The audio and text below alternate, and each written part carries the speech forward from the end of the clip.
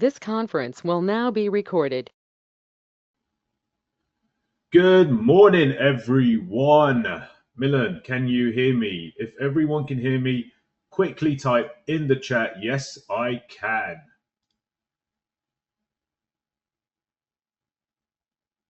Brilliant. Gary, Alex, Tim, Sid, Briesh, Owen. A lot of people, love to see it. Now, do me a favor, something that I'll keep preaching across these 6 sessions is the importance of active learning over passive learning. They say active learning through studies gives between 10 to 50% relative increase in effectiveness. So with that being said, the first thing I want you all to do is type in quickly, what do you hope to achieve from these classes? What do you hope to achieve once this is complete, and why are you here? Just give me a quick, brief in message so we know.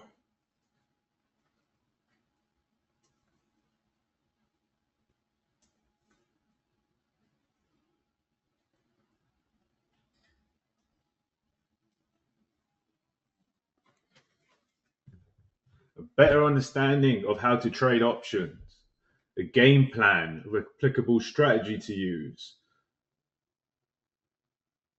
I like that, Owen. A sound understanding of time frame within the prints. Brilliant. So I'm going to assume most of you here, those of you who are aware of this strategy that have been part of market making strategy since its inception in October, have a somewhat of an understanding that this is all based off prints. Is that why we are excited about this option strategy? Type away.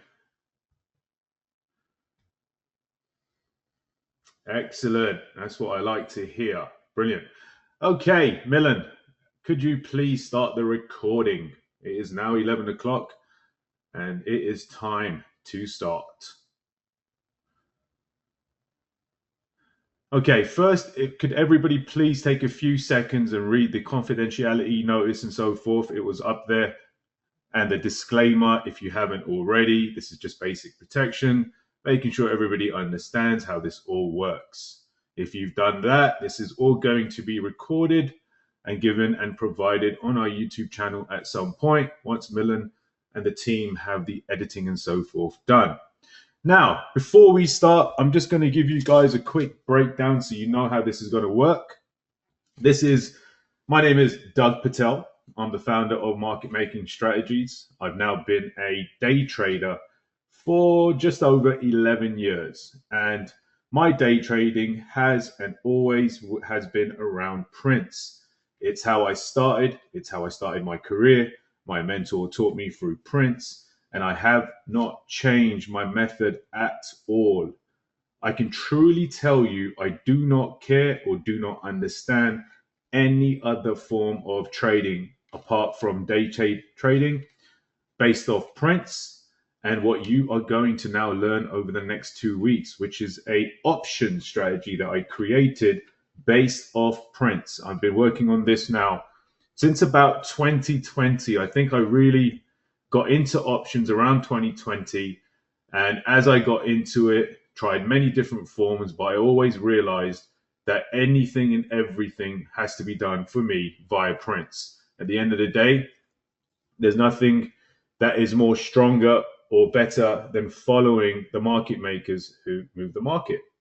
So for 11 years, I've been a day trader. I have now progressed into a master tape reader, I would say, as of the last 2 to 3 years. And during that course of time, I've been testing my option strategy, back testing it through hundreds of trades, hundreds of simulations, looked at it. And the key for me before I was able or wanted to present this and teach people my strategy was to make sure that we could trade this strategy and implement this strategy throughout any economic condition. You know, the market at times is brilliant. It has lots of volume. There's a lot of engagement. That's usually when the cost of borrowing money for institutions is a lot lower. So the interest rates are a lot lower. So if you looked at 2020 during lockdown and during that period, Although, yes, in the first few months, the market did crash, it came back and it came back stronger than it ever has. Why? Because interest rate dropped to nothing. That means that it was basically free money given to these institutions.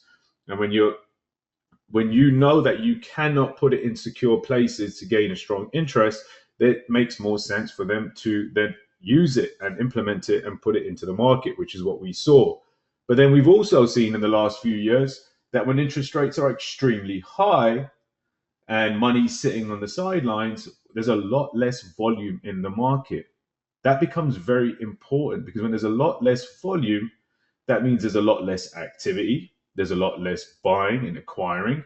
And when we do see certain positions start formulating, it can take a lot longer because you don't have the volume that you need for that position to meet its target at a quicker time frame.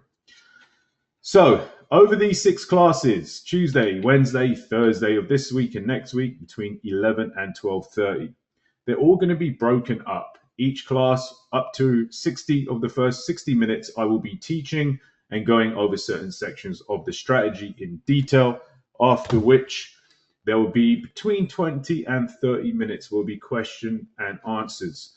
Most of the times when you're going into courses or classes, there isn't a Q&A. It's simply lecture style. I absolutely do not believe that. It doesn't work for me, and I believe in active trading. I love to have questions. I love to answer things. My goal for this next 2 weeks and for what I put forward in my strategy is to communicate the best I possibly can on how to do the strategy. So bear with me. I will be making mistakes, I am sure. I have not taught this strategy before.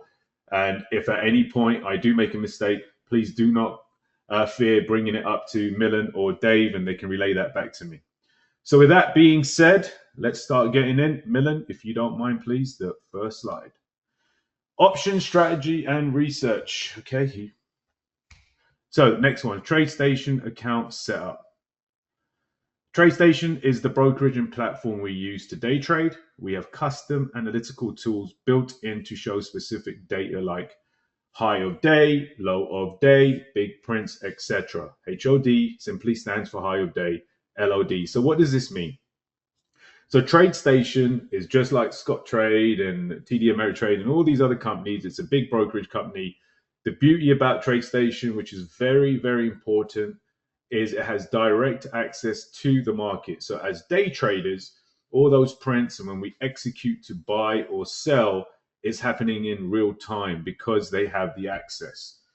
The thing that is really the reason that we keep telling all the students to get a TradeStation account, one, because it's only $10 to get the information that you need in order to be able to trade this option strategy. But more importantly is we've created all our workspaces. Everything that we trade as day traders and how we read our prints is of TradeStation. So it's unique to us.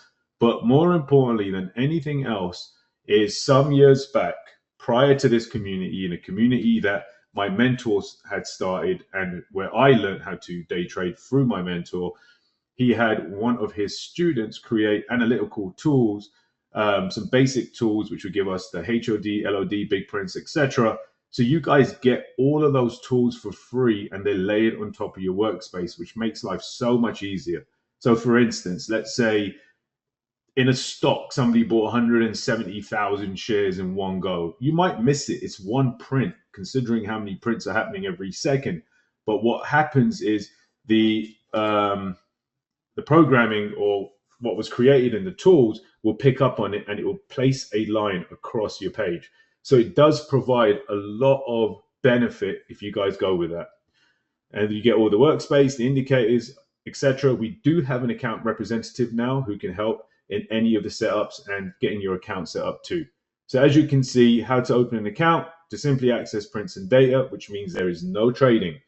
And why? What does it mean by no trading? That's more so if you want to day trade by in and out. You're not going to be able to do that because you do not have the minimum requirement. But for $10 a month plus that minimum of $1 account balance, you get to get your own workspace and you can look at all the prints, which is going to be extremely important, clearly. If you're going to be trading the strategy, you need to be able to follow the prints.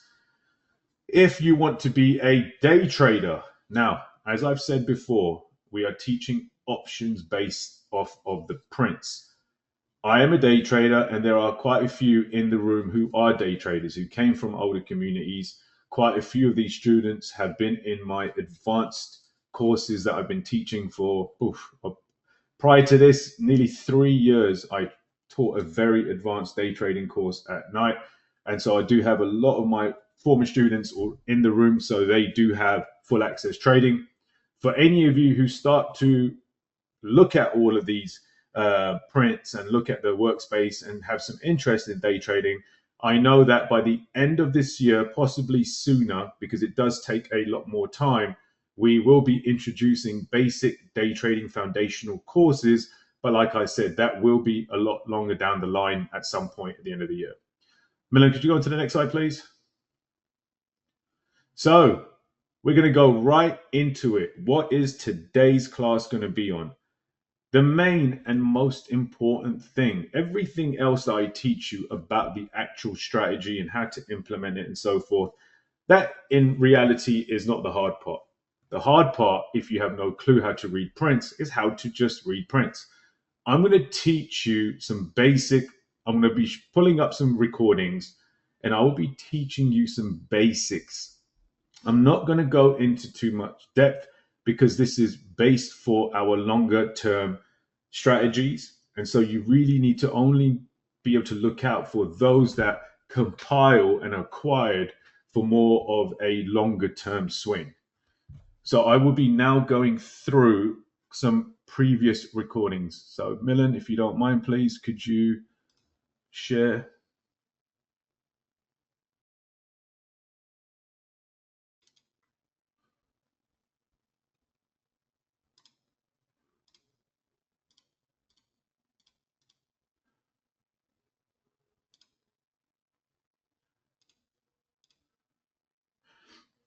Can everybody see that? Just give me a yes in the chat, please.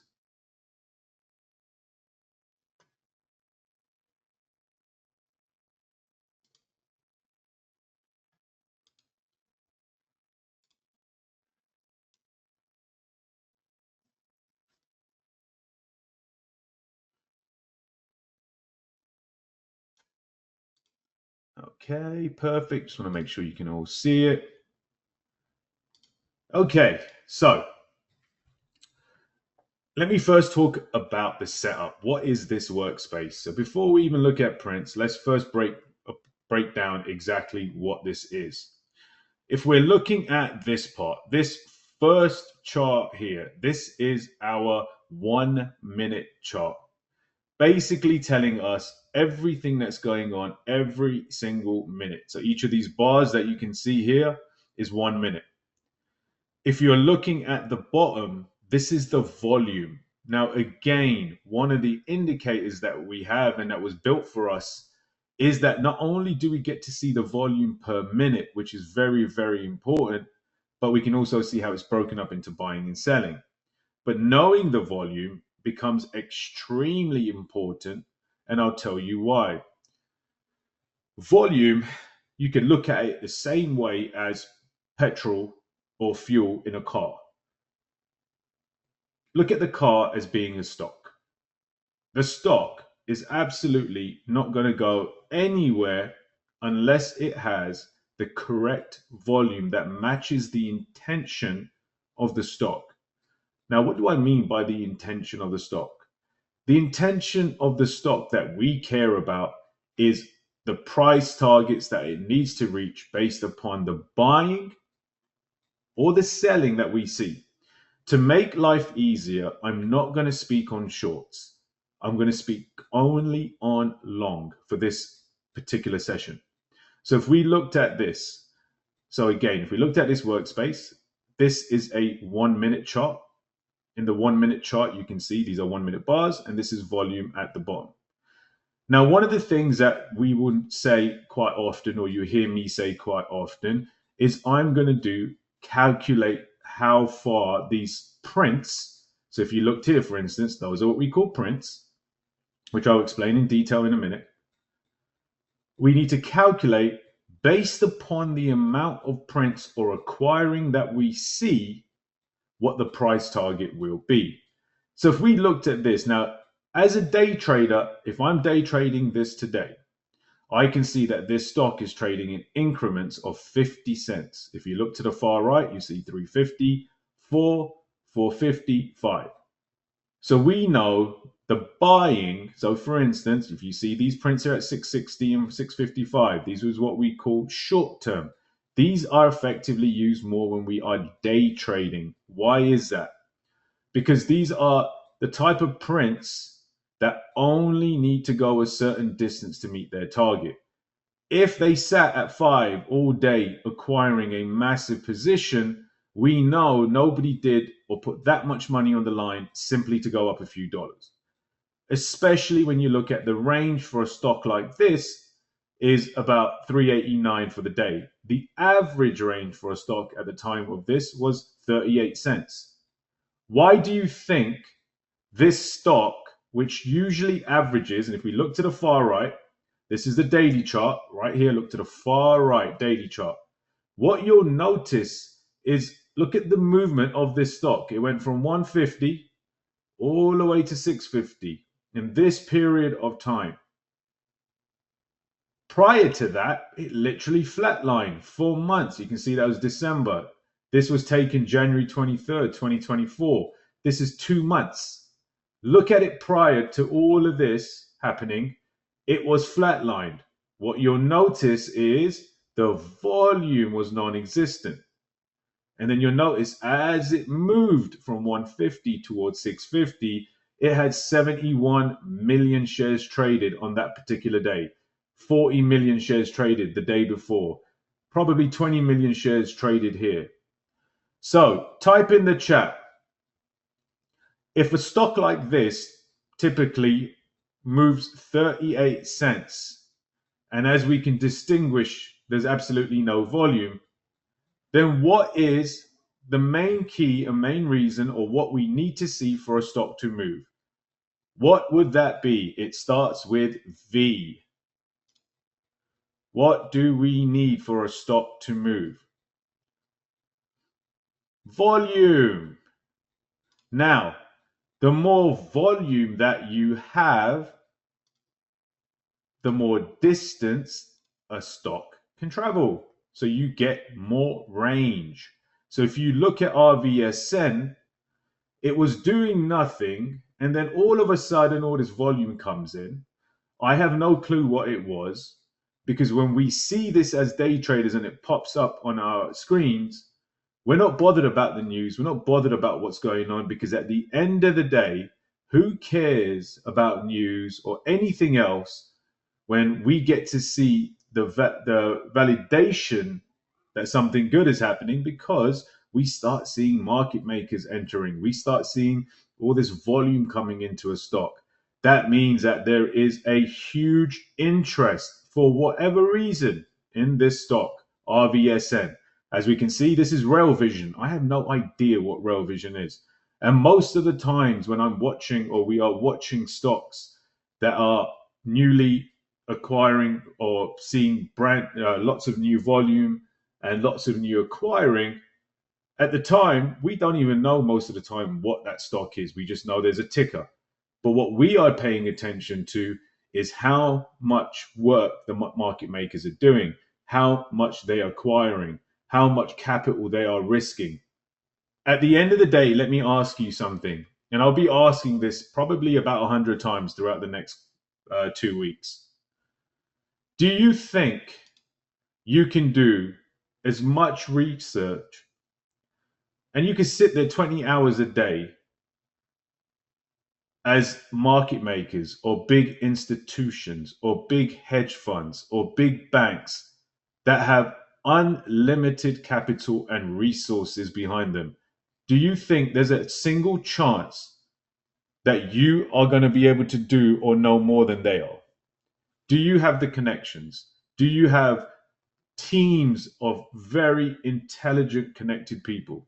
You absolutely don't. So one of the things that's going to be validated when you see not only all the volume, but you see all the large buying by market makers is that the research and the work has been done by people who have far, far, far, far more resources than we do. That's what is the beauty, one of the beauties about prints. So we can see this is the 1 minute chart. We can see that's the daily chart. Now, over here on the bottom left has no real interest because this is more for us as day traders. This is simply our level twos. This is how we buy and execute shares. So if I wanted to buy 1,500 shares at 920, and then this would be on top, and then the bottom would be for selling. So long story short, this is how we buy and sell our shares, not of interest. What is of interest for this strategy is here. On the left-hand side, so I'm going to play it just for a second, are all of the prints. These are called prints. And in its most basic terms, when it says a print, every single time within each of these volume bars, there is buying or there is selling. That could be buying or selling from either me, you, someone else, market makers, whoever it may be. It has to print. They cannot hide executions of buying or selling. So if you're looking right now, we're going to play this quickly for 1 second. Keep an eye at the bottom here. You're going to see the volume. Watch the volume and watch the correlating prints within the volume. And why is this important? Looking at this chart here means absolutely nothing to me. If I see all this great volume and I see all of this movement, I could simply make an assumption that it's going up. Can I know just from what I see in this chart, not the prints, what my price target is? Can I see that? Will I know what my price target is?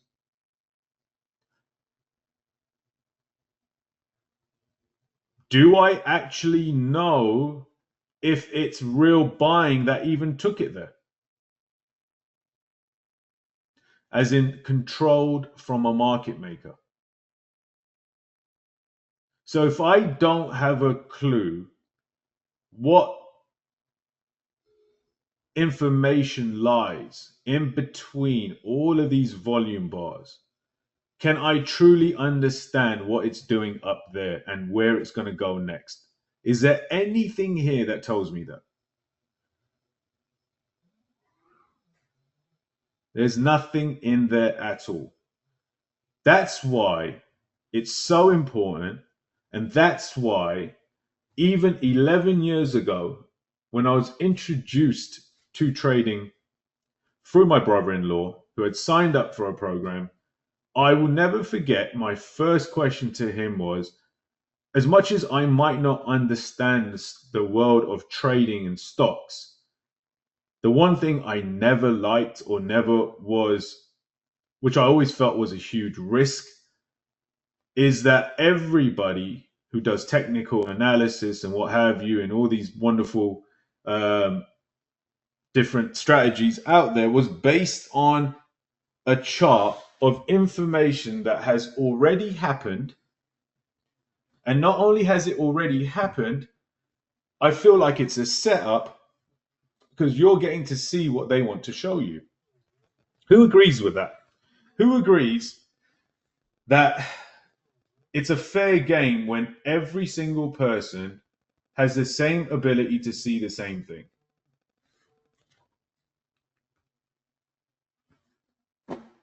Who has an edge? Let me ask you, would you guys like to have an edge? Would you like to know what's going on in each of those minute bars in order to understand to a high percentage what's going to happen next? Who thinks that's the better edge? I love that. Yes, of course. Brilliant. So, the only way, and yes, I repeat, the only way you can know and plan for what that chart is going to look like moving forward is by being able to tape read.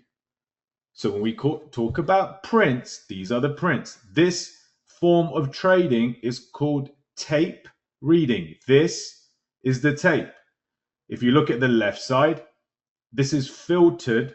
So these are all the prints above 1,000 shares purchased. So if you look at this, 660 at 12.20, that says 10, add 2 zeros. That's basically 1,000 shares. The reason I have it like this is just far easier than having a bunch of zeros, because what would happen is if somebody bought 1,014 shares, it would show 1,014. I don't need to know that. I just need to know it's above 1,000, 2,000, 5,000. So if you look here, 660, how many shares were purchased at 660? Right here. How many shares?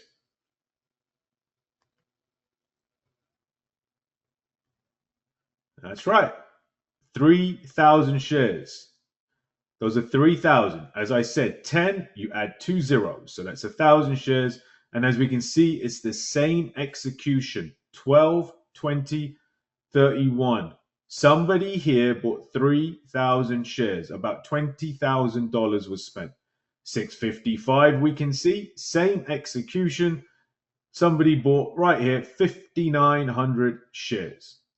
So basically what prints are, now, if you're looking at these 660 and 655, those are what we call, for the most part, in this type of situation, short term, which means there's enough volume and range that these are short term market makers who are getting involved in the trade to get in and out the same day of a position.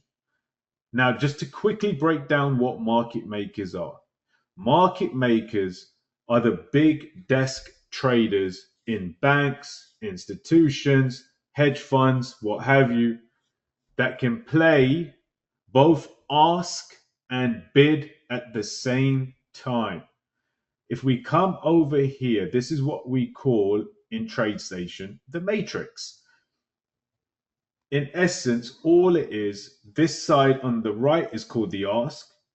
These are people who already own shares of the company and they are asking for a certain price to sell. So if you looked at 660, we can see there's 986. Again, add 2 zeros. So that's how many shares are available to sell by those who are holding shares.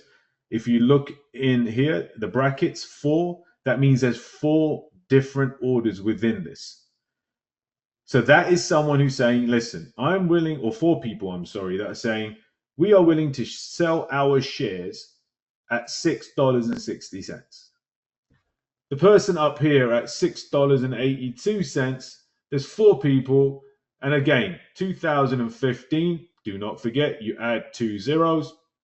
And they're saying, we will only sell our shares when it gets to $6.82. On the opposite side, you have the bid.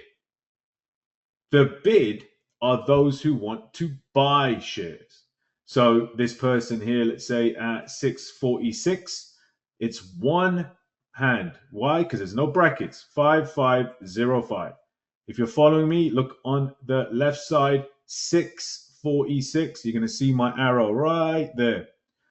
That's 5505. That is someone saying, I want to buy 5505 shares, but I want to pay $6.46.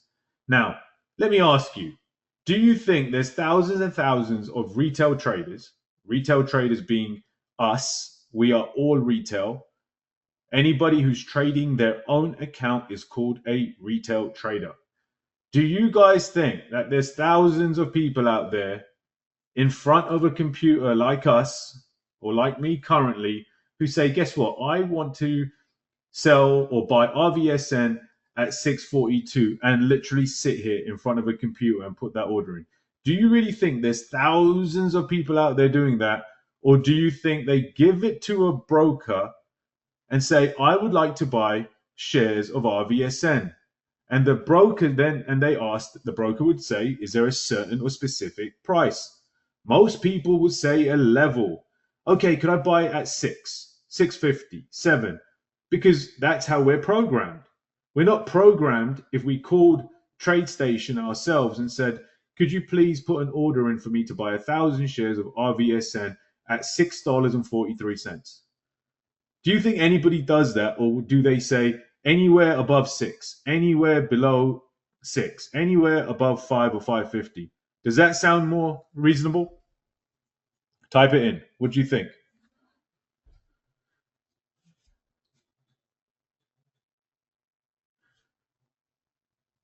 You're going to give a price range, right? Now, let me ask you a question. If you give a general price range to your broker, do you think that gives them the ability to then play with your shares within that price range? Are they allowed to do that? They absolutely are. So who do you think then places your shares where they feel they need to place it as long as they're following the range that you've said? Do you think those are the brokers placing your shares for you and playing the matrix up and down using your accounts, using your shares, using your money? They absolutely are. So when we look at this, we're saying, right, okay, that is basically what a market maker is, that they're able to play both sides, the ask and the bid.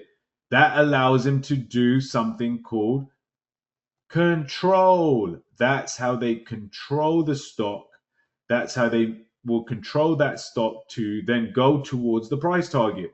They use all this volume. Now, let me ask you something, because somebody did ask me this last week. When you see all this volume, now look at this volume. I mean, you've got many bars here that are 1,000,000 shares a minute.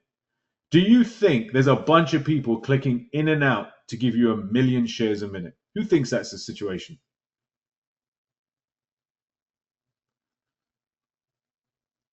Do you think it's really possible that we can get consistency in volume patterns if everybody had to work together in order for that to happen? Is that realistic? It's not realistic. Now, for the person, and by the way, please take note, Millen and Dave, because if I think you guys all know, whoever participates and is here for all 6 sessions is participating, is going to be getting an hour coaching session completely and utterly free with me. And if I like you and I can see that you're putting in the effort and the work, I will give you a second coaching session completely and utterly free. That's the give back. So here's the bonus question. And I know a few of you should have this answer. If it's not a bunch of people clicking in and out every minute, what do we think is really trading the markets to the most percentage nowadays? What is it called? We know it's market makers, algos. Make a note, Austin, well done. And oh God, too many people came in at 11:31, but Austin, you are number one, but all of you are absolutely right. Well done. Algorithms. It is somewhere in the range of over 90+%. I want to say towards 100% is completely algo driven. When we talk about algo, what does algorithm technically mean? It's a calculation. It's a computer software that is programmed with a calculation to effectively accomplish a certain task for a certain day, for a certain week, for a certain price target in a certain stock. So what happens when they know there's a bunch of interest coming in and all these phone calls come in and they call all the brokers and say, oh, I really want to buy RVSN. I heard it's this. I saw some news. My friend's buying it. Put an order in. What they're basically doing is compiling all the players for their algorithm. Does that make sense?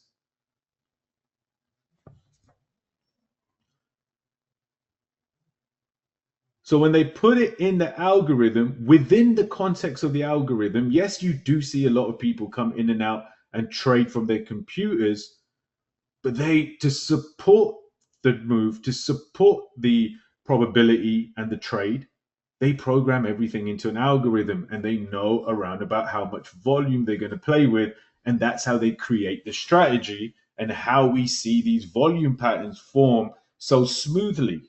And within all these volume patterns and these algorithms, you will see their control. and the control meaning in where they will see their positions, they're acquiring. They build these massive positions to take advantage of the exposure, of the interest, of the volume. What do we call these things that take control within the tape? It starts with P.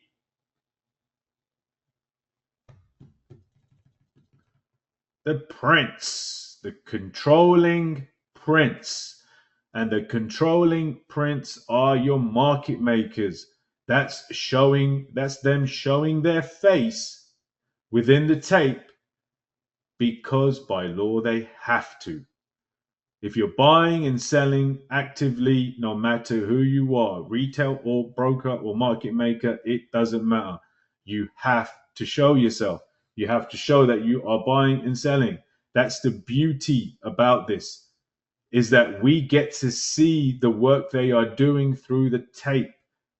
That means that to everybody else who trades off of a chart, nothing is transparent to them. They are simply shown what they were intended to be shown.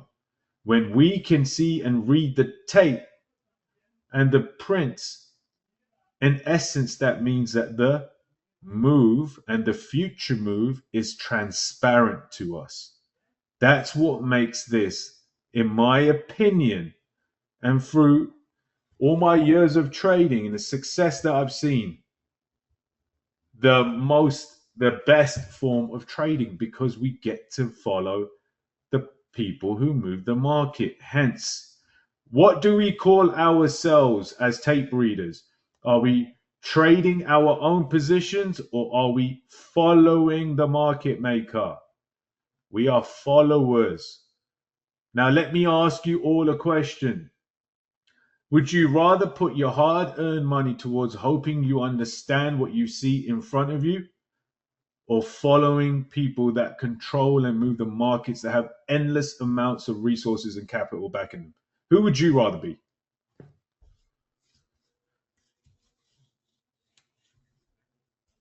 I would assume following those who control the market.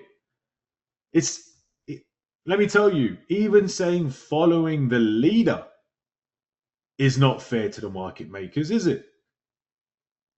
Now, following those who control the market. And if they control the market, what are the chances, knowing that nothing in life is 100%, what are the chances that they are wrong? It's a very low chance. That's why we love prints. That's why we love market makers. That's why we look for controlling prints. Now, if I see and we see lots of volume, lots of range, but in the tape we do not see controlling prints, does that allow us to formulate a plan moving forward? It does not. Now, let's just quickly recap what we have in front of us, because all of you have been told now for weeks to create a TradeStation account and have your setup so you can see this right in front of you and follow along. But if you don't worry. This is all going to be recorded and published. But you'll hopefully at the end of this, you'll be fully excited to quickly get your account set up. We will be doing a full case study at the end of these 6 sessions next Thursday also, so you do have time. But I'm going to quickly recap this simple workspace. This, again, is your 1-minute chart. These are just simply bars, and as you can see, this is the movement. On the right-hand side, these are the price points, and more important, this is, you can see 550 to 6, 5 to 550, all on the right-hand side. These are the increments it moves. Buying at 4, it should move to an increment of 1, or an increment of 2, or an increment of 3. At the bottom, this is your volume. As you can see, this has a lot of volume. We need to have volume. These are your prints over here. So this is time and sales. The left-hand side are all prints over 1,000. On the right, and I'll press play for a second, is every single print. It could be 1 share, 5 share, 10 shares. That's everything happening. If you look at the volume right here, as you see the volumes increasing, you can see the prints are coming out with it. Now, in the next 2 minutes, we will see our first set of controlling prints. As we get there, where do you suspect that most of your controlling prints will be? Would they be at a random number or would they be at a whole level? What do you think?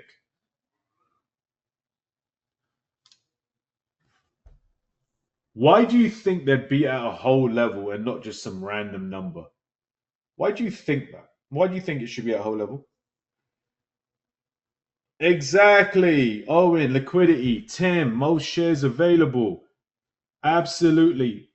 Because we know one thing, as I explained earlier, when retail calls into their brokerage, they're not going to give a random number. They can say, buy it at 6, buy it at 650. Most of your supply of shares for market makers will be at the major levels, 5, 550, 6, 650. That's where they go to purge the most amount of shares. In between levels is where they will do what on those controlling shares? What do they do in between? Brilliant, Austin. Build. So what does that mean? So for instance, we're going to play this because we're going to see some controlling prints coming out soon. If they buy 100,000 shares, let's say at 6, does that mean that's their complete position? Absolutely not. They will build what's available. When you have nearly 1 million shares a minute, why would you only take 100,000 shares, knowing you have access to so much volume, so much retail, there's so much range available? You're going to do what with volume as a market maker?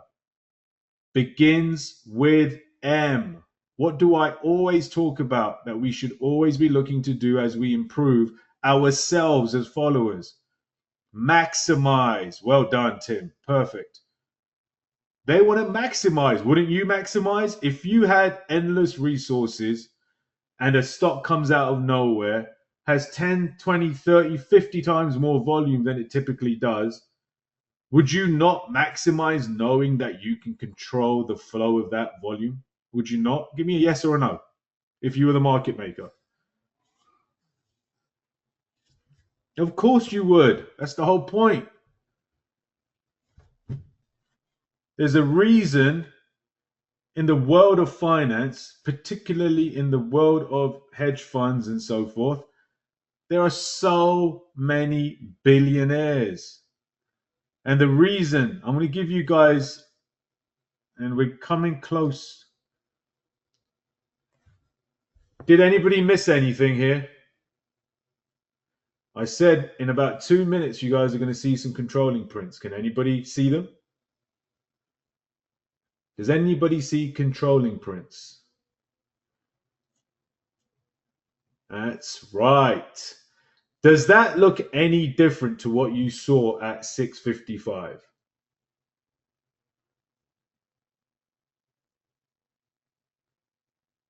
It does. It's a lot larger. Let me ask you something. 3,000 shares purchased at $6.55. How much is that cost of acquisition? Around about? Yeah, about 18,000, 20,000. Now over here, you can see at 7, you got 10, 2, 3, 5, 6, 7, 8, 8,600. Let's make life easier. 10,000 shares. How much is 10,000 shares at $7? $70,000. Does everybody here, can everybody execute one time and hold $70,000 worth of shares? Do you think the average retail could do that? That's the most simplest way I want you guys to look at this to make your life easier. Is when you see things at levels that you know the average person can't do, then who most likely is doing it? The market makers, the ones that have resources. Now, if you look at RVSN in this particular situation, we know it has a lot of volume and a lot of range. If you looked at 7 here, we see it's about 2 to 3 times the size of what we saw from what I called short term. Same with these 690s. Those are huge. Who thinks 690 and 7 have the same intention?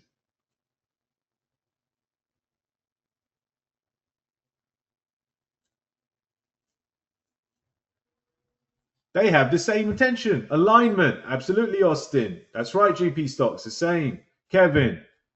PJ. Absolutely right. So let's do a bit of a quick calculation. If this previous 655 were 3 prints, and we know that was enough to go one increment, which means 650 to 7. It has the juice and the buying to go to a price target of 7. The size of these 7s and the 690, do you think they're a little bit bigger than those 655s that could move one increment? So if you were this person here, and we're going to say, for all intents and purposes, that 7 and 690 are one person, do you think they bought all of that to go to 750?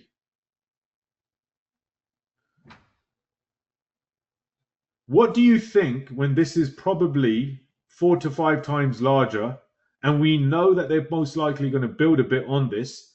What is that more likely to go to? I wouldn't say 8. Nobody buys 8. That wouldn't make any sense because look, 3 prints gets you up 50 cents. 10. Why would it be 10? What is 10?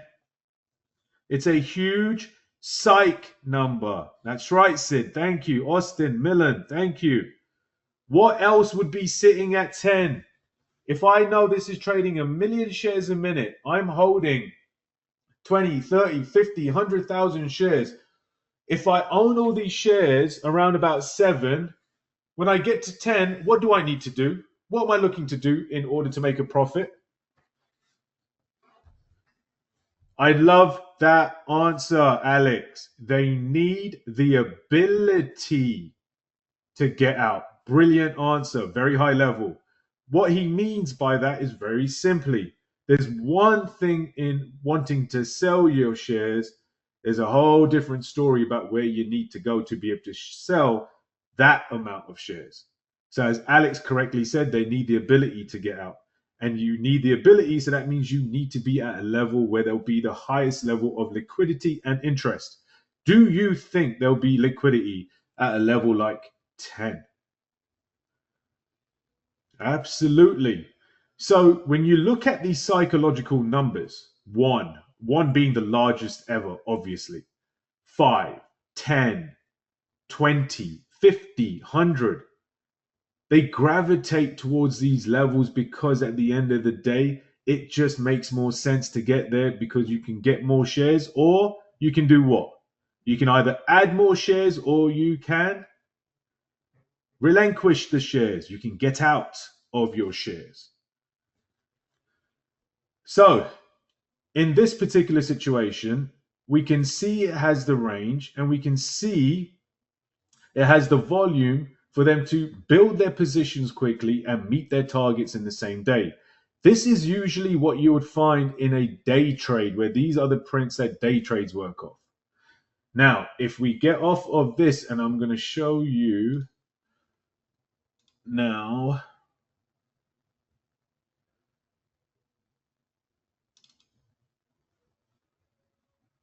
Let's have some fun. Can someone please tell me what the price of Palantir is today?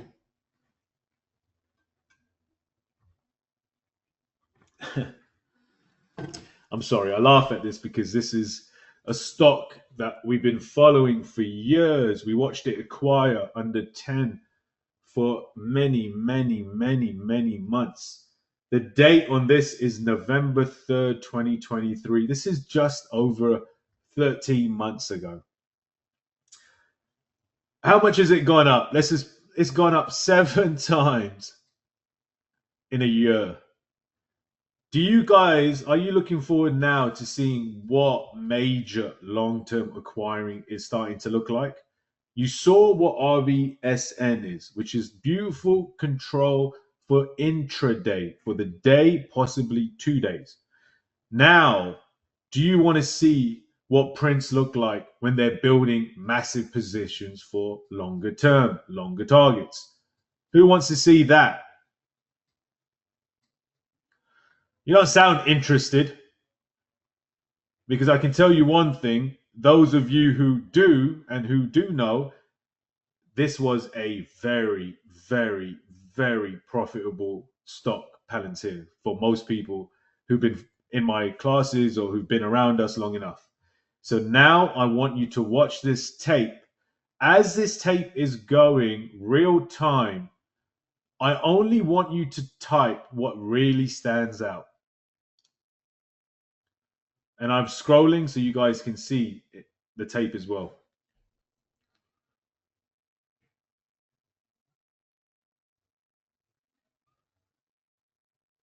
Oh, something there looks interesting.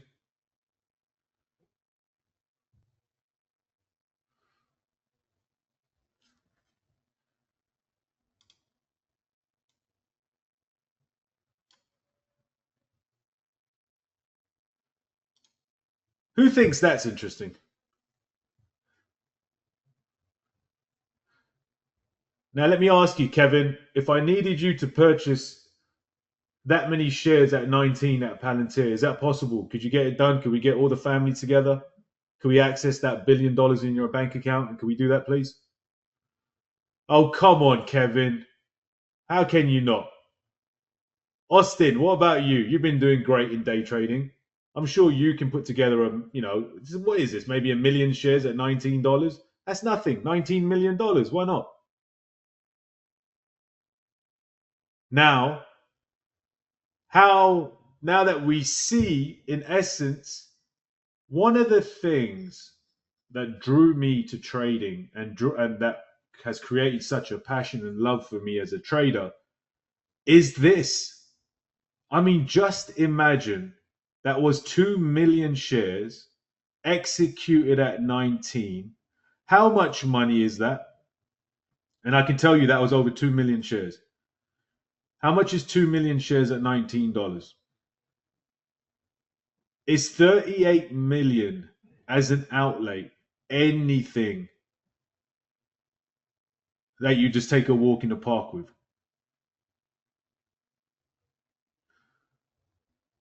If you truly want to know how traders get great, how they become so passionate about sitting here, it's about this.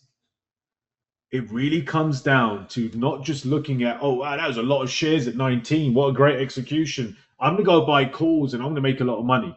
That's not what it is.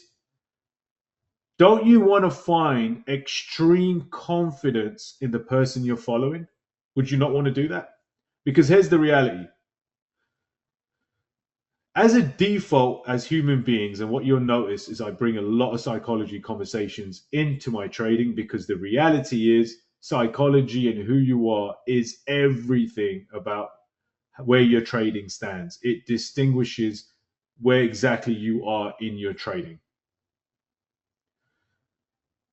When we look at trading and we look at this method and we know that we're followers, the key to being a great follower is you have to have utmost confidence and trust in the person that you're following. Is that true or not?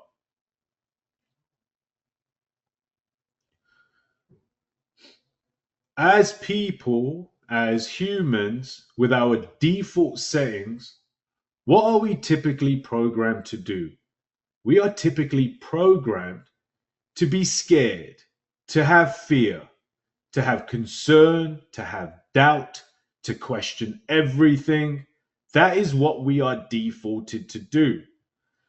Do you know that that default emotional standard that we were all born with is actually been given to us to do what? Protect us. Who knew that? Who knew that all those emotions are used to protect and survive? Who knew that? Oh, perfect. Kevin, GP, well done. Well done. Brilliant. You guys are all reading. Well done.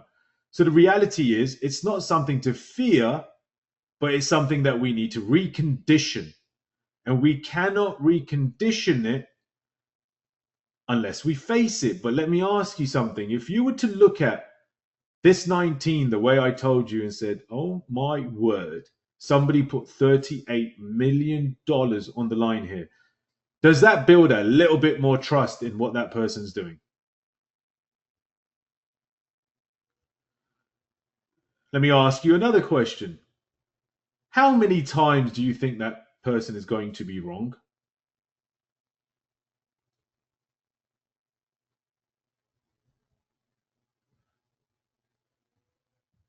Exactly, Kevin. Well, let me ask you something. And I love this, you know, we used to say this years ago, is that person won't have a job.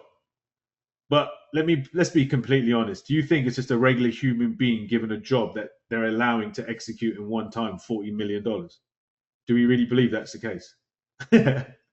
Absolutely not. So what do we think is doing all this right now?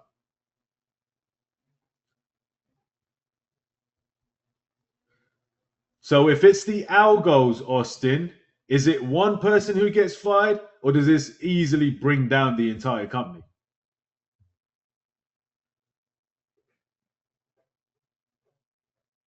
Exactly. This is a company initiative. You don't put 40 million and you just see this. You saw one executioner of $38 million. We don't know how much they're building on that. They could have $100 million position. That is called a company initiative. So if it's a company initiative, do you think they just had Millen and Sid in the back room doing a bit of research? Or do you think they had all resources on deck to make sure that they're making the right choice?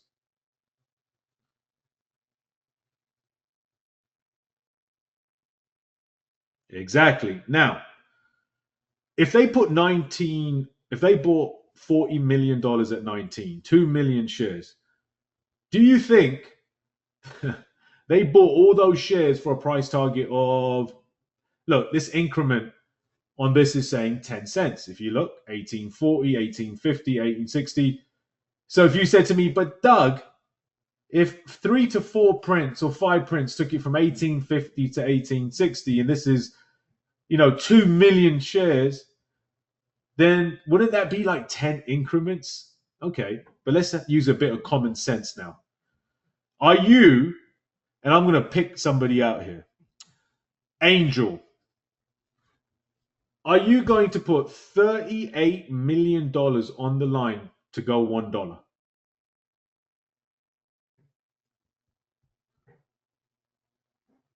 I love that answer. Of course not. You crazy, Doug? What kind of ridiculousness is that? Because at the end of the day, the investment was $38 million. But how many shares do you own? 2 million, right? Is that correct? So the technical amount of shares that you own is only 2 million. Yes or no?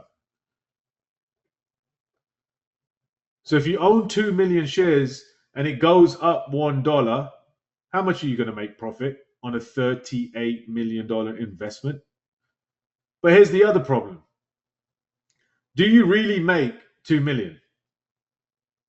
Do you really buy at 19 and sell at 20?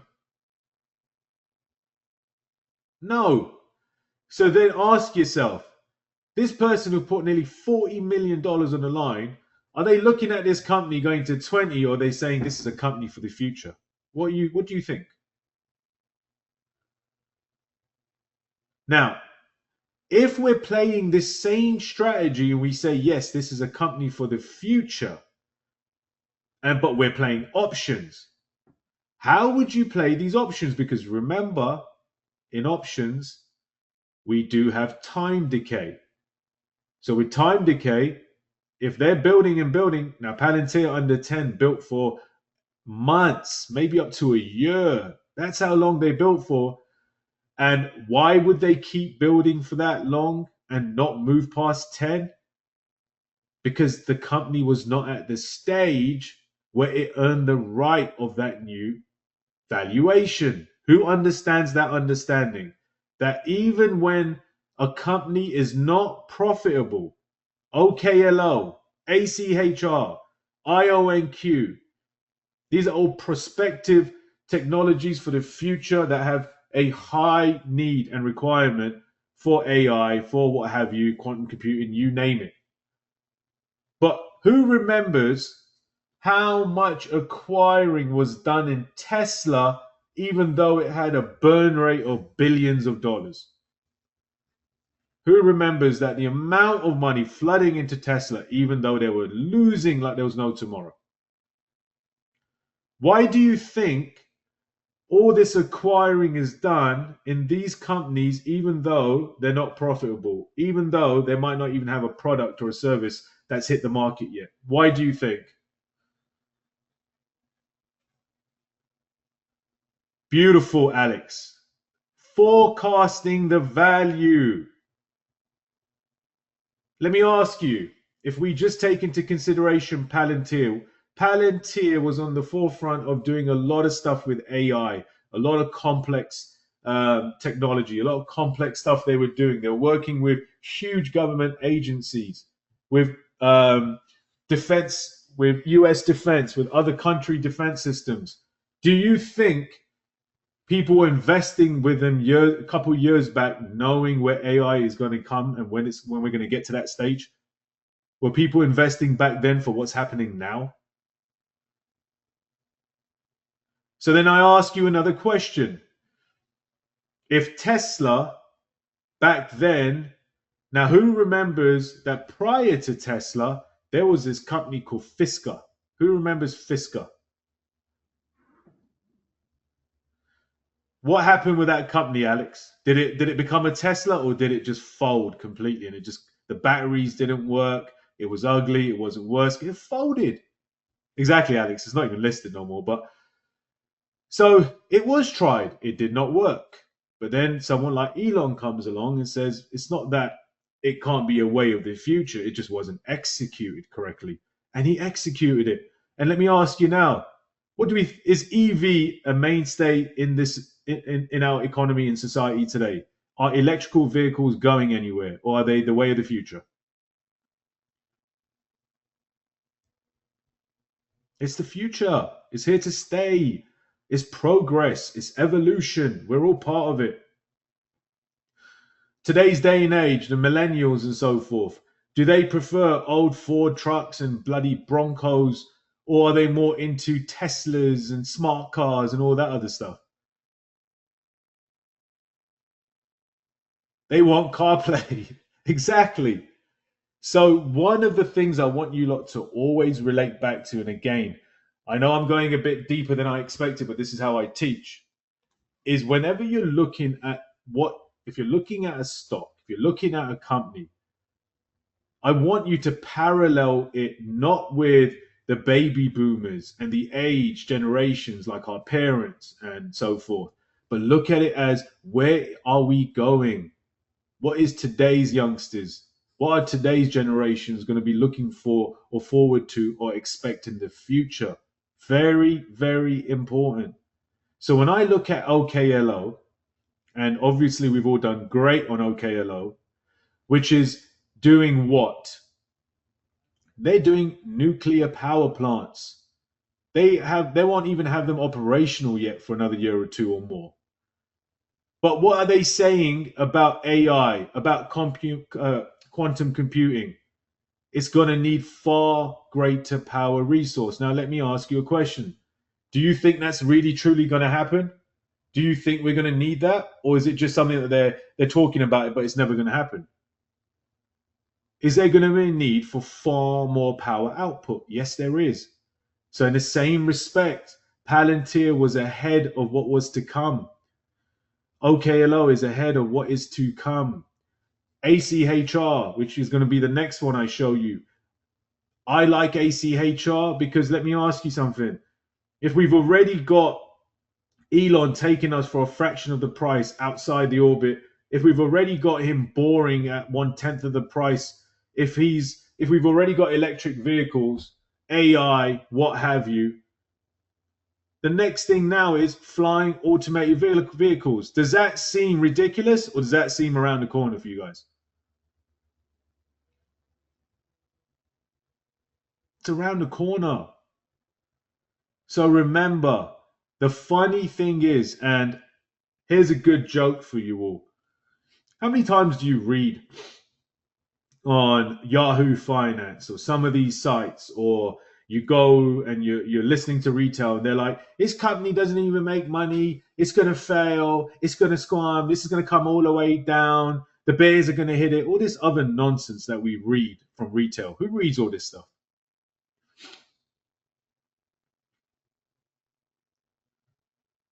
They always write that because the reality is what they don't know is the prince.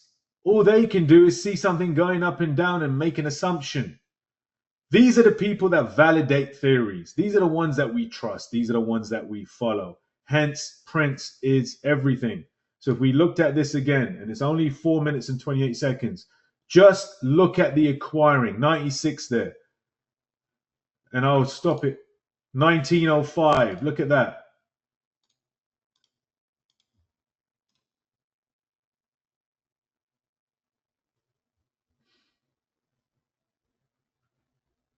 Is this type of acquiring, and this was going on daily, starting to look familiar in how we've seen some of these stocks with large volume, huge acquiring daily? Is this starting to look familiar to some of you?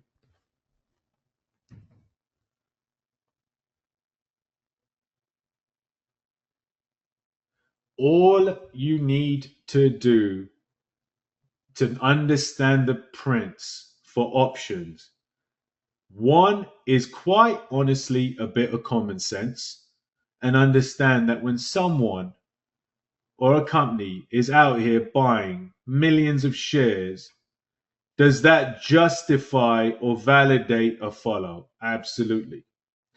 When the volume, look to the far right, look over here in April. Sure, I don't know if you guys can see it. So look in the top right hand corner, and you're going to see in this volume value where I'm circling how low the volume was.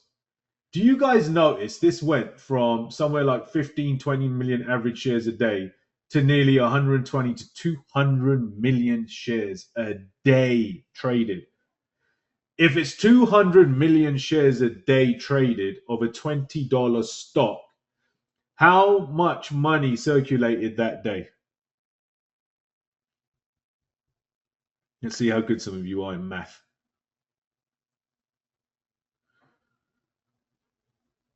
Come on.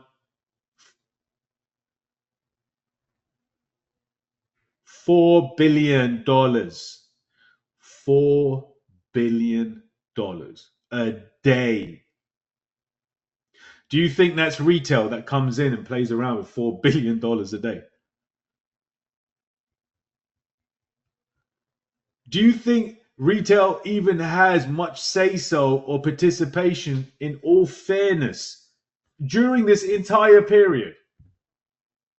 Do you think they even were considered? I'm going to say this and I'm going to record this because it's so important. No one gave a shit about retail at that moment. What do you think they cared about? And this is not one market maker. This is multiple institutions doing what? What are they doing?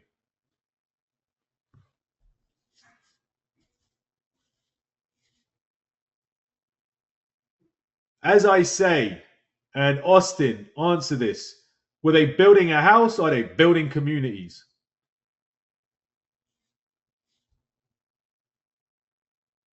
They're building communities, is what they're doing. Now, this was just over a year ago. Were they right?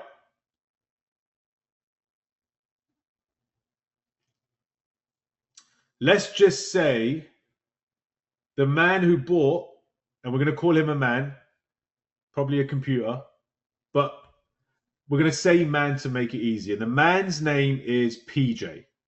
PJ was the man who bought Palantir 2 million shares, $19. But just to make life easier, we're going to say it was at $20. And so he put $40 million there. PJ knew this. He knew a year and a half ago that we weren't too far away from this massive AI evolution. The contracts that Palantir were going to receive were going to get larger, more frequent. And he did his research, his massive team behind him did all the work as a company. And then they sold, let's say they sold the entire position at $100. How much did they sell the 2 million shares for total? How much was that?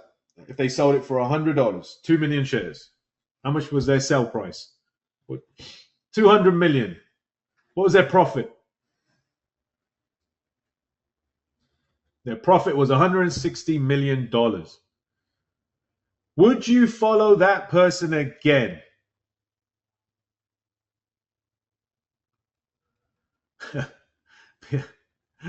PJ said yes with capital letters.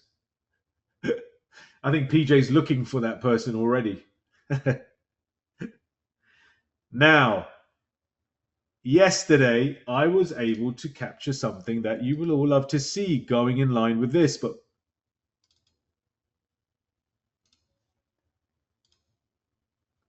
who can see this? Can you see this clear?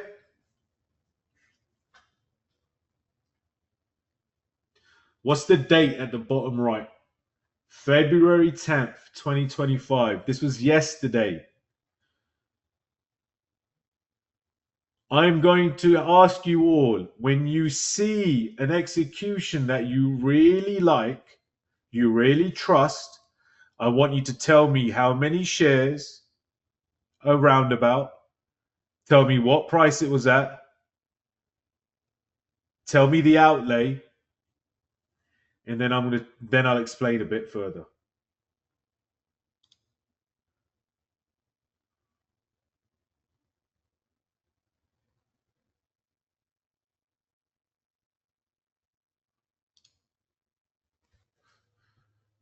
Let's stop right there.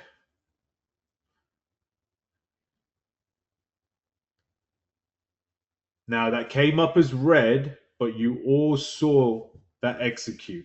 And I'm going to show you one more time something. Okay. Now type in the chat.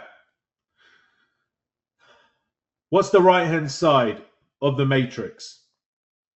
What's it called? Is it called the ask or the bid? The ask. Now, is the ask those who have shares or those who are looking to buy shares? So is the ask sellers or buyers? Perfect. Thank you, Sid. On the bid side, are those sellers or are they buyers? Perfect. Now, if you guys can see on the ask, do you see that massive order at 10? It's about 299,000 shares. Who sees that? Somebody type in the exact number, please. If you can see, otherwise I'll type it in.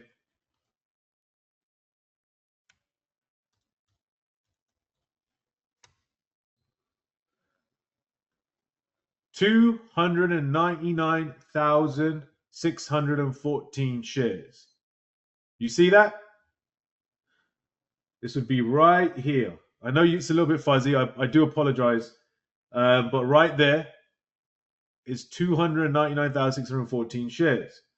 Again, this is an active order, and we can see in brackets 12. So there's 12 participants in this total order. That does not mean that's all that's going to be at 10. Why? What can they do to that number 10 or to that order as it's being executed? What can they do there?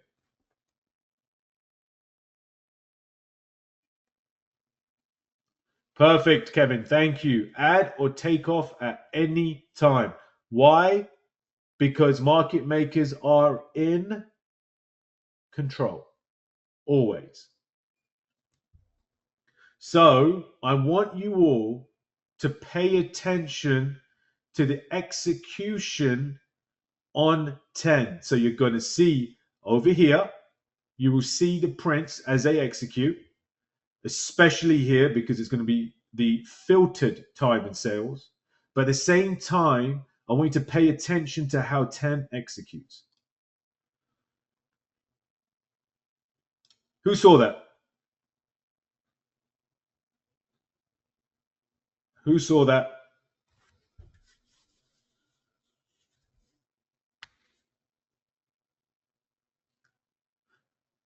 It took it all out. I love the answer, Kevin, by the way, and I was looking for that. It took it all.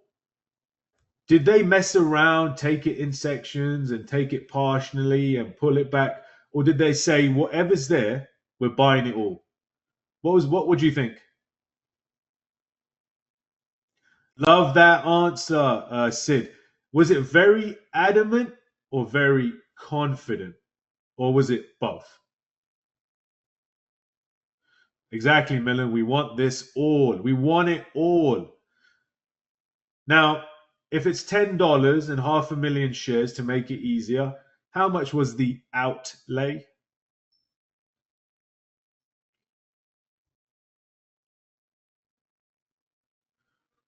$5 million. Is that a walk in the park to the regular person? Apart from PJ. PJ is the only one that can do that, remember.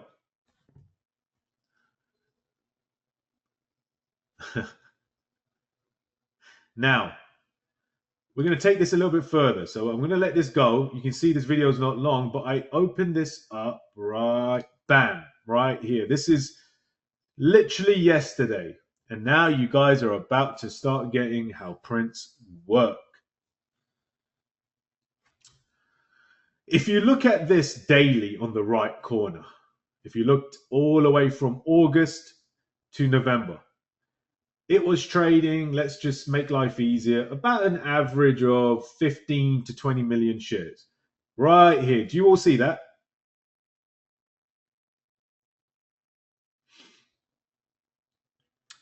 Now, let's just be completely honest. 15, 20 million shares a day is not something you can smack a stick at. That's a lot. That's a lot of good volume. Do you guys think around that time the interest level was as high as, let's say, coming towards November and higher?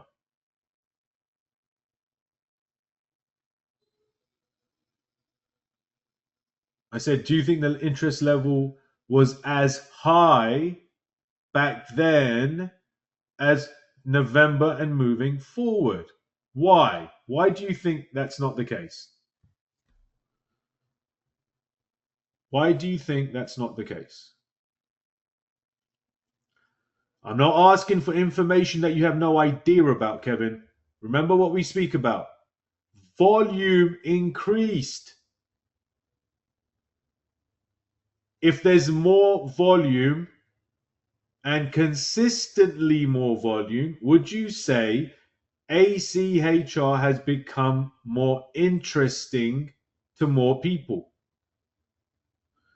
Do you think it going from 15 million average to 50 million average and above, that's just a bit more retail? Or do you think that's a lot more institution?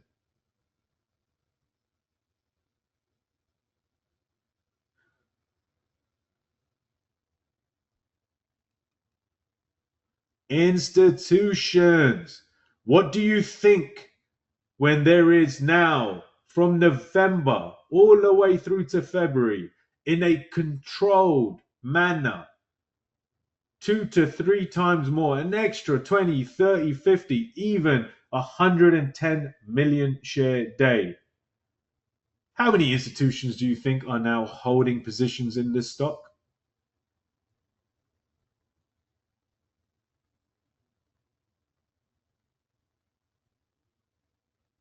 A lot more. Now, we can see on this volume, which was around the 40s and 50s, it was twice the amount of what was prior when it was doing flatline.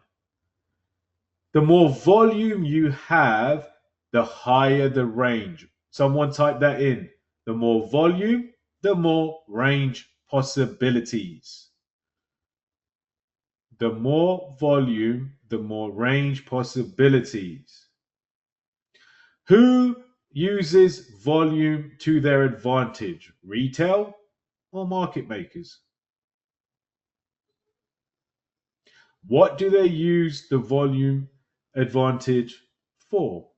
To do two things: build larger positions and have higher price targets. So if we know, just looking just simply, one execution of $5 million, 500,000 shares at 10, we can even see where it happened. You're seeing this consolidation, which is going all the way from December to February. When it first moved after November, it had a calculated move from 4 to 10. How much is the move 4 to 10? How many dollars did it move? 6. It then pulled right back because what is the chances of, what do we think must have happened at 10 around that right before December? What do we think? We know because I was watching it, but what do we think was happening around that 10?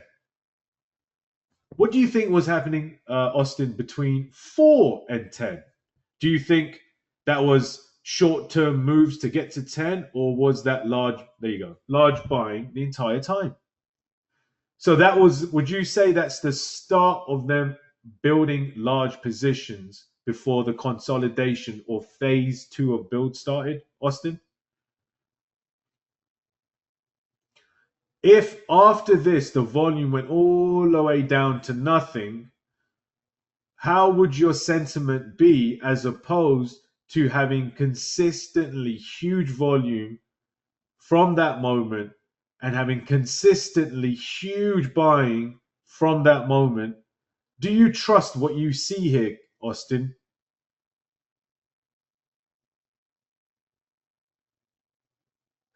Do you think, Austin, they did all of this acquiring, let's say, from this point, from 6 all the way to 12, and then 8 all the way to 10? As we can see, it's all tightening up here. Huge volume. We know this has lots of big buying. Do you think they did that, Austin, for $2 to get up to 12 again? Do you think they did that for 12?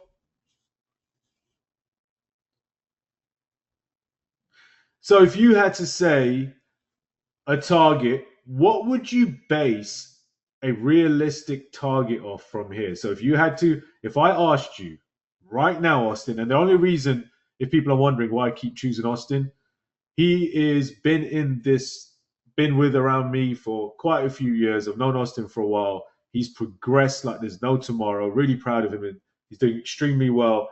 So I know that this would be a good way to interact with him and help him along and help everybody else as well. So that's just a bit of backstory there.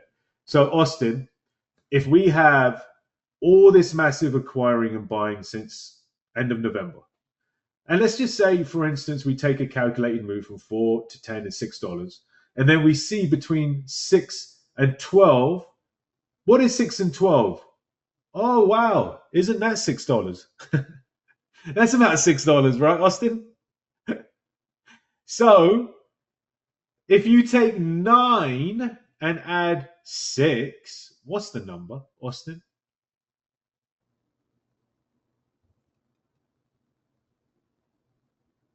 Oh, wow. Amazing, Austin. Isn't it shocking that is calculated to go to a psychological number? Isn't that just bloody shocking, Austin? I wonder if that was planned, Austin. Do you think that was planned? Do you think that was put into the algos, or did that just happen to be that way? So, where would our first price target be? This would not be the end target because we know this type of long term, huge acquiring is for the future of the company within the future of an industry of automated aircraft. So if 15 is our first target, what would we be looking to be doing as we approach 15, Austin?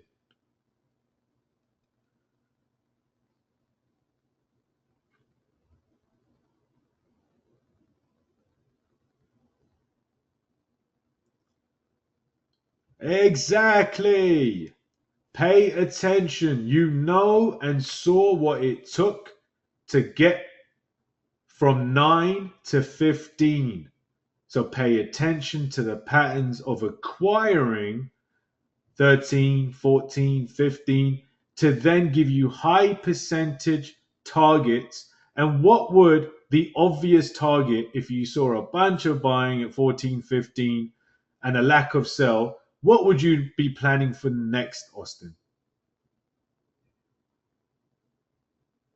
20, another psychological number. Now, we can see it stayed in this consolidation from, let's say, mid November until now, let's say mid February. How many months is that?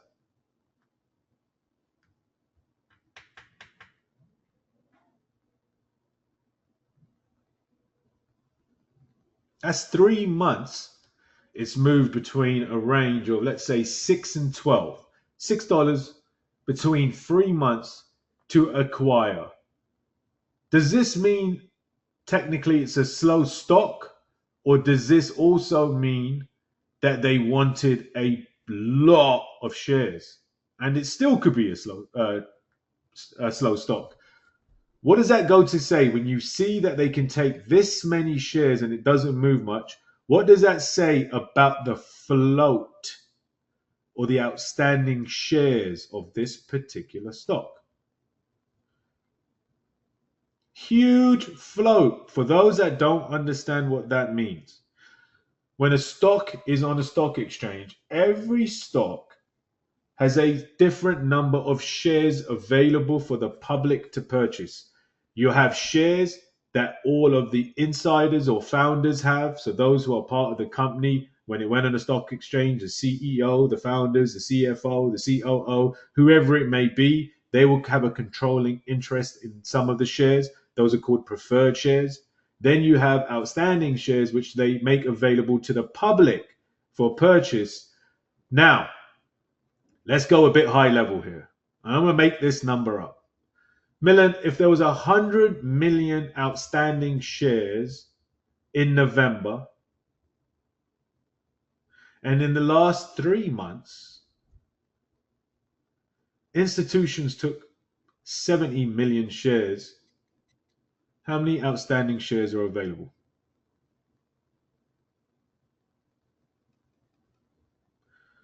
If there's 30 million shares now available to actively trade in the market, can the ranges increase even with the same amount of volume?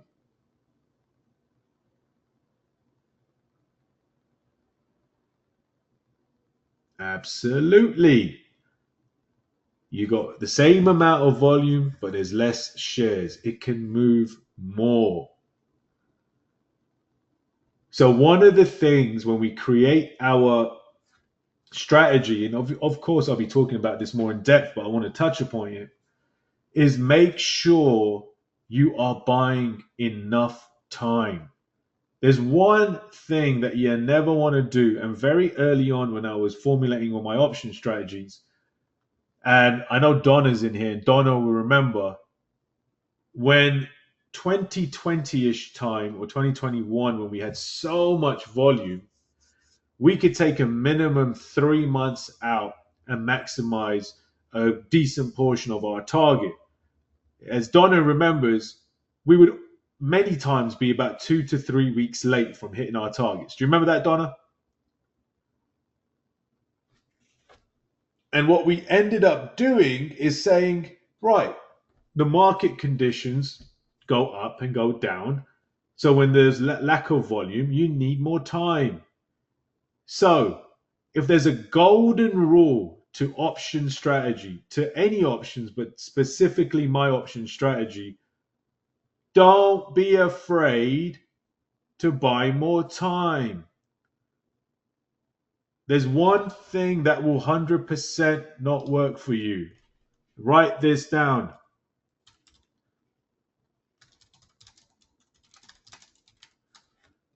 Impatience kills the plan.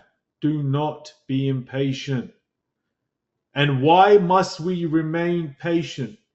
We have to be patient because we what?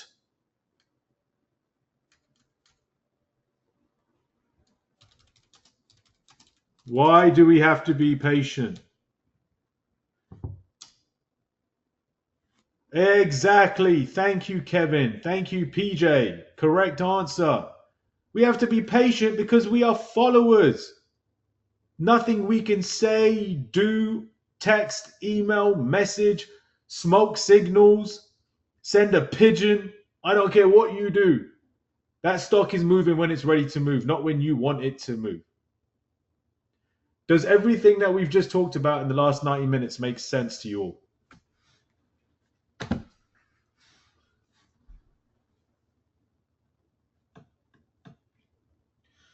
Right. 90 minutes. I told you all I will definitely go over. It's just how I am.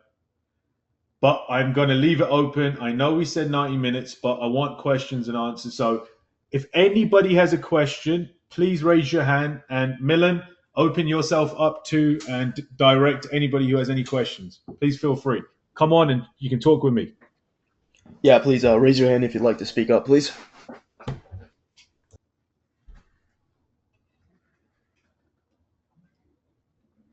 All right, we'll go with Kevin first. Okay. Okay, you're unmuted, Kevin. I got you. Hey, Doug, how you doing? Kevin, my good friend. Everybody, welcome, Kevin. How you doing today, Kevin? I'm doing well. I had a question. It's based off of one that I've been in for a little bit on SMCI. And I actually went ahead and managed yesterday just because of some of the things I saw towards late. But I got into a long-term option here at I think it was 27.20 on 2/3, so it'd been February 3rd. I managed along the way intraday on some of those and then sold and would buy back and things. But with the earnings being today and it pushing heavy volume yesterday, I chose to manage and get out completely and then look back at that again after earnings. Is that something that you would take as far as, is that situational, or is that something that you have a specific strategy once earnings are approaching on long-term plays that you're trying to do something a little different than what you've taught already? Okay. So what is the first thing that we trade off? Percentages, right? Yes. So when we teach the strategies and we teach it based off prints, we're basing it off it being a extremely high percentage follow, correct? Yes. What percentages are associated with earnings? Very low. Even if it does well, a lot of times they'll still go against you, and they've just priced the options out for the next couple of weeks to take everybody's money. So if I told you, and this is fact, this is not fiction, that less than 20% of any option I ever tried a week or two prior to earnings worked, what does that do to your percentages as you approach earnings? That makes me not want to trade it. But let's just say you were in SMCI 2 months ago and you're already in for 2 months in an option strategy. Now earnings are approaching. Let's say I'm going to make this up, but let's say you got in when SMCI was at 35. Today it's at 40, 42. Your strike price is 45 a month away from now. Okay, are you following? Yes, sir. You only have 1 month to go in time decay. You're still a few dollars away from your strike price. But my question to you is, are you in a high percentage profitable situation prior to earnings? No, not high percentage. Well, you are. I'm in profit at that point, but I'm not in a high percentage play to hold it. But being profitable, are you already in your high percentage trade? Yes. You are. That's the trade. Did that high percentage current position allow for earnings to be part of that high percentage? It could and it could not. I Again, guess. only speak on the facts that we have. Does it add to your high percentage current position, or does it take Oh away? no! It takes away. I'm sorry. I thought you were So, talking about the results of earnings. so what? So let me ask you now: do you think you have to manage a position? Oh yes, like I said, I did it yesterday, even before today. So the reality is, honestly, you done. Looking at it, I made a great decision because I sold above 42, and we're now at 39.74. Well, let me tell you something else. That could go. It could, for all you know, it has the best earnings ever seen. It goes to 50. Then what? Then I look to play the Prince the next day. Nah. Because I feel like the big problem that I've ran into on options, even further out, is after the earnings hit, even if it's in your direction, if you're further out on the strike, you still lose a lot of that premium just based off that the earnings have now passed for that anticipation. So this is what I do. If I was, let's take the scenario that I created, right? You took it over 30, blah blah blah. There's a month left. If I'm coming up to earnings and my strike date is a month or not too far away, I'm going to manage, and I'm already in a profitable situation, 75%. okay, I will not gamble. I only high percentage follow, got it. which means we cannot go into that situation hoping, because that is called gambling. Now, Yeah. let's say you had a position that was 1 year, you still had another 6 months to go. You went and took a long term leap. Now you got 6 months to go. And you're up high percentage and you love everything about the company. Now you might say, okay, I'm going to manage 50% of my position and I'm going to let 50% go. If it pulls back, I'll watch it. If it has the right prints, I can add back some more long term calls. If it just flies and the earnings were exactly as I saw consistently with the patterns of the company, well, brilliant. You still got 50%. But the reality is, you manage based on percentages, not based upon profits, ever. Got it. Thank you, Kevin. Anyone else? Austin, did you have a question? Austin Kress?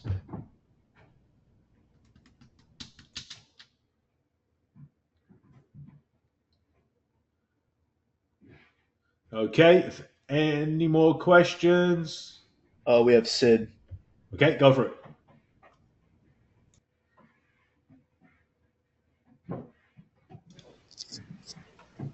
Hey, Doug.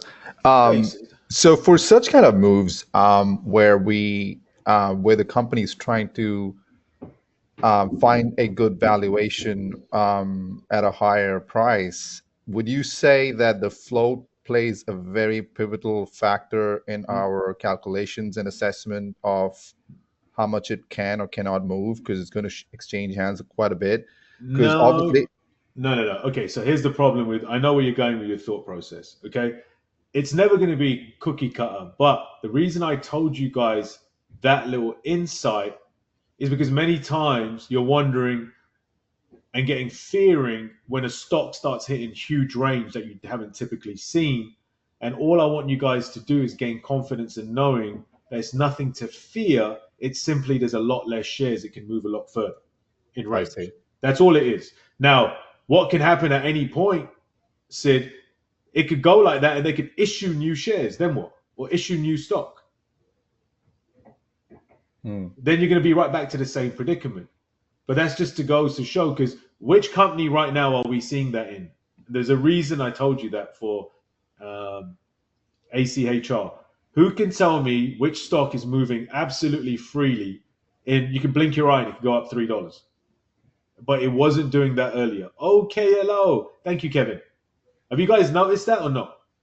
Low volume and it can still move 10, 12, $15 now, where prior it was moving $2, $3, $4. Who notices that? Come on, think quick, think quick. This is such a big insight for you guys. You're not realizing this.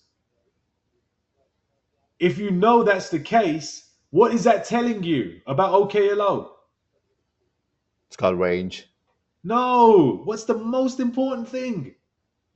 What is that telling you about the shares of OKLO currently? Where are they sitting? Come on, people. Not In the in the. market maker hands. Oh, okay. So who's holding shares? The ones you want to hold shares. The institutions. They're banking on that company, on the nuclear sector, and they're not selling. So when you look at these stocks, oh, it's gone too far, it's got to come back. Can it come back if they don't sell? No, not at all. What's going to happen then? Just keep buying all up. It can keep going as far as they want it because they are in control. So that is a huge insight on what you guys ought to take particular attention to. Is initially you'll see them eating up shares, but as it moves towards new targets and you can see it thins out and it can move further on a lot less volume, start thinking to yourself, oh my word, from back $10 and $5 and $20, now we're at 70, these institutions are still holding. If they're still holding, were they short term or were they long term on that company? Long. Now, if you're in options, Sid, and let's say, your $1,000 investment, your profit was now, I'm going to make a number up, $10,000. Is there a chance that you might leave a little in there of house money and just be an investor? Yep, absolutely. Right? That's what I love about options. Like, look at OKLO. My strike for next month is 30. If by end of next month, this is sitting 70, 75, $80, do any of you think it makes sense for me to hold maybe 10% as an investor? Sure. It does, right? Yep.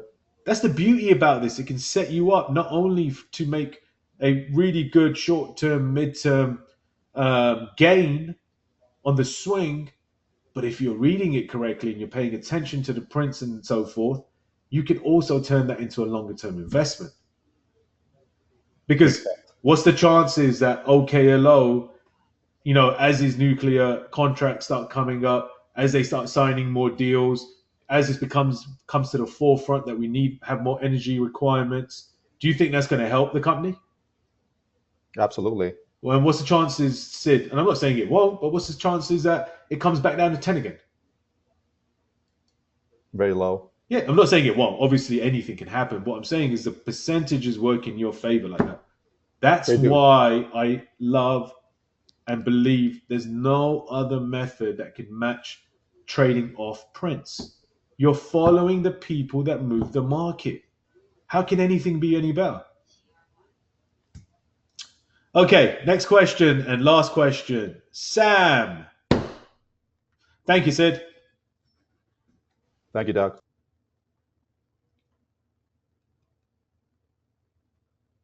We got one more for Sam.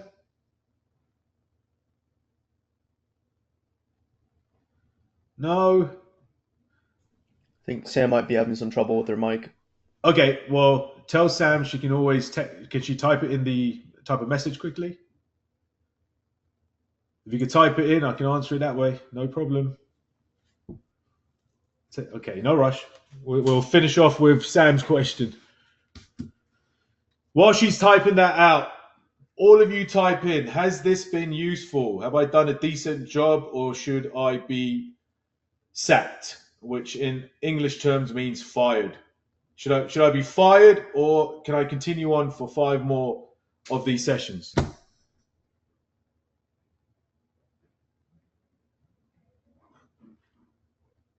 All right, brilliant. Well, I appreciate that. And please do, if there's anything that you don't understand and I'm not clear, remember this is the first time I'm teaching this, so I will make mistakes. I will absolutely give more time and make sure that I'm communicating as clearly as possible. I'm going to repeat Sam's question, Doug. Yes, sure. She said, how often do you see a situation like PLTR that you showed us before, that huge $38 million buy? So that's a good question, Sam. it all depends on where do they see the company and within that segment going. So Palantir was unique that they've been around for a long time, but they were on the cusp of doing things that were still years away, and they were creating softwares and capabilities that were going to match what we needed in the future. So that was a very unique situation. Now, there's a lot of companies that do well because of momentary reasoning. Like, do you guys remember Peloton? How well Peloton did in the lockdown? Do you guys remember how it just went mental? Everybody was getting a Peloton bike and all that. Now, the reality was the chances of them being able to sell as many of those bikes going to be the same once everybody went back to work and everything opened back up? Do you think it was going to be as high of a chance? No way. So then let me ask you a question. You could have played that long, but where was the real play in Peloton? And I say this because I did make this play. I will never forget this play. It was the short after. So it all depends. Now, when you see massive amounts of acquiring, like we are seeing currently in ACHR, and when you are seeing and doing your research, and I'm going to show you guys over the next 5 classes, this is where it all gets fun about the actual strategy, and I'll be breaking this strategy completely apart with examples. You're going to love it.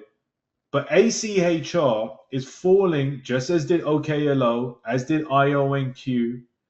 They're all falling into the same thing, is what's going to be what they see coming in the future. Now, if ACHR has signed an agreement already with United Airlines, they've also signed an agreement with Dubai to do their air taxis also. Air taxi United Airlines, Dubai for some military stuff. If ACHR at the end of this year or 3 months from now signs a $500 million contract with a military agency of a country to build them autonomous military vehicles, what do you think that's going to do for their stock?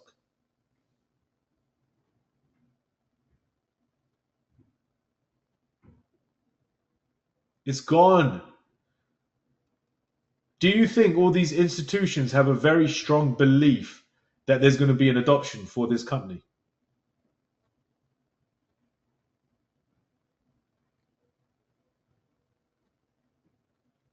Do you think they're just hoping and reading CNBC, Yahoo News, and listening to Kramer as they made their decisions?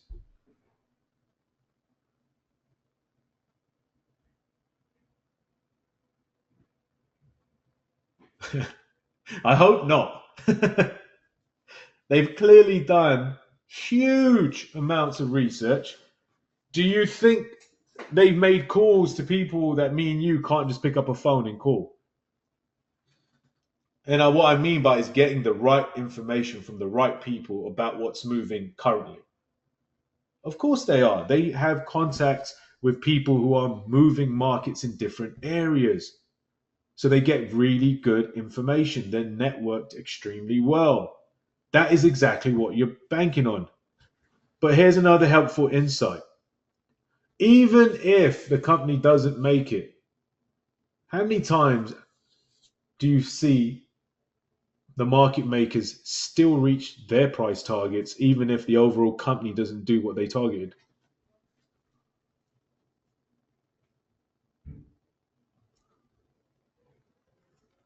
You see it most of the time. Why is it?